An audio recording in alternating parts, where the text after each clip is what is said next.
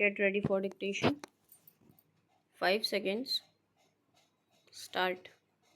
The trial court, after analyzing the evidence, found that there were few contradictions in the statement of PW1 and her daughter PW2 with regard to the period of stomach ache and the duration for which she was on medication by the local doctor oblique private chemist. However, in the opinion of the Sessions Court, there were very minor discrepancies. The Sessions Court noted that the prosecutrix was only 9 years old child when the incident happened and she was only 12 years of age when the deposed in the court, and therefore it could not be expected of her to report each and every fact by giving minute details. The trial court further observed that both the witnesses withstood the test of credibility, as even after undergoing detailed cross examination, their depositions on vital aspects remained firm and could not be shaken. The main argument advanced by the defense before the trial court was that it was a case of inordinate delay, where reporting to the police was 3 years after the incident. The trial court, however, was not convinced by this argument. In the judgment given by the trial court, detailed reasons are given which will be discussed at the appropriate stage by us as to how, in the given circumstances, the prosecution was able to explain the delay, taking aid of various pronouncements of this court on this aspect.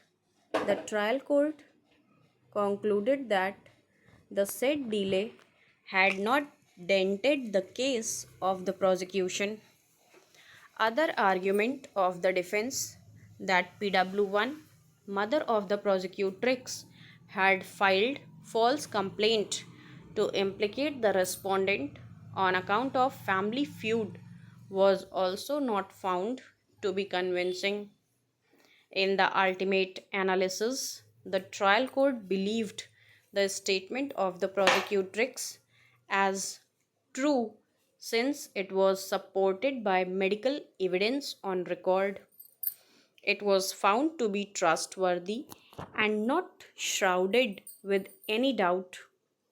The trial court pointed out that the statement of PW8 clearly suggested that the prosecutrix was forcefully raped by the respondent, and as a result of that, her hymen was ruptured and her external anal sphincter was also torn. Even internal sphincter was not continence. She found that anal sphincter of the prosecutrix was not functioning properly. In the opinion of PW8, on account of injury of the prosecutrix's anal sphincter, she might be a sufferer throughout her life. Another argument of the defense before the trial court was that it was impossible that such an incident would have occurred in the house where so many family members lived.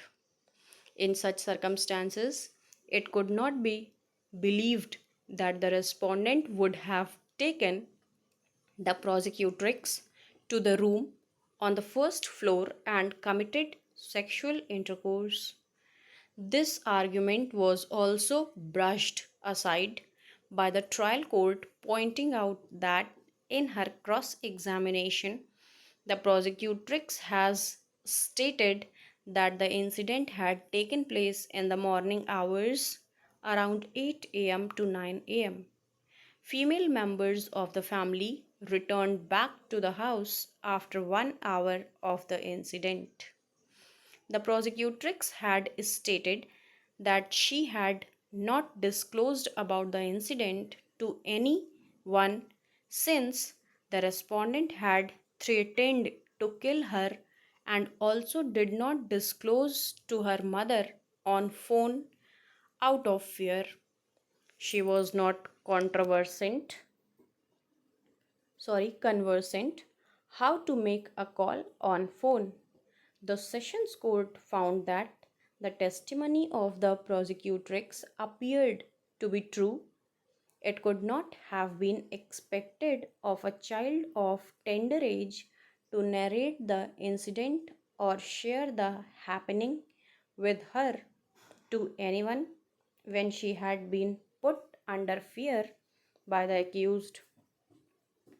Even she could not disclose her incident to her mother.